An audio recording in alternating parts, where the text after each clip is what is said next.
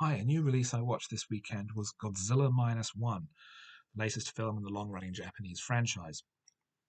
It's a reset of the series after 2016's Shin Godzilla, which was set in the present day. This film is set immediately post World War II, and much of it is actually focused on its main character. He has returned from the war after failing as a kamikaze pilot, abandoning his mission to land on a remote island, supposedly to have his plane maintained. But while the technicians discover that there's actually nothing wrong with it, they are attacked by a large lizard like creature that kills almost everyone on the island, while our main character is hidden, trying to avoid being killed himself. He returns to Japan and to Tokyo and finds that his family home has been destroyed and his family is dead.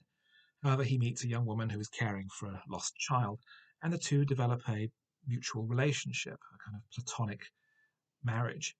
Um, our main character gets a job working on a minesweeper and slowly earns enough money to build them a new little home and gradually rehabilitate himself. He becomes a respectable person in the area, and the neighbor who despised him for his cowardice becomes a surrogate aunt to the young child.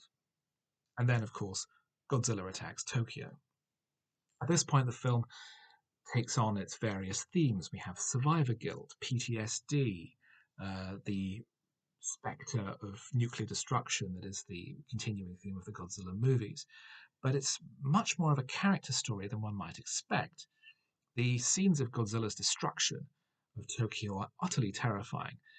While Shin Godzilla was more a dark satire on government response to disaster, particularly that of Fukushima, here it's a film about the trauma left on the country by its imperial rule, about the value of life and the sanctity of it. The various civilian authorities come up with a plan to destroy Godzilla, but it hinges on whether or not people value their own lives properly. While under the Emperor, kamikaze pilots were expected to sacrifice their lives at minimal cost to the enemy, but now life is seen as something much more precious and far too valuable to be wasted. It's a very intelligent and thoughtful and subtle film on this level. And yet it also combines that with absolutely thrilling sequences like the destruction of Tokyo or the little tugboat minesweeper being pursued through the water by the giant monster. Absolutely terrifying scenes with Godzilla seemingly, unlike the previous film where it was a godlike being, almost in ignorance of humanity. Here it's actively malicious and destroying people wherever it finds them.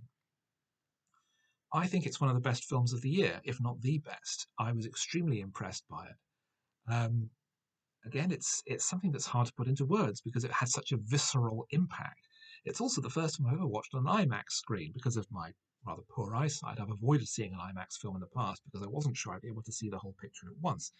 But sitting in the back row on a relatively small screen, and in particular watching a film that's projected in 2D and in conventional screen format, I was able to watch this normally.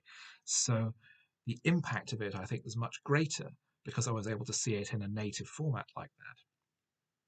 I thought it was absolutely terrific. A complex, character based story. And as some have said, the key to a good blockbuster, it seems, is to have characters who are interesting and who you care about and are properly developed. And then you have all the action stuff. And now the action stuff actually matters because it's happening to people with whom you're emotionally engaged. I thought it was absolutely superb. I thought Shin Godzilla set a very high benchmark for the series. This exceeds it. It's the finest Godzilla film I've ever seen, probably on even exceeding the original from 1954. I thought it was absolutely terrific. I advise going to see it as soon as you possibly can. As I say, possibly the best film of the year.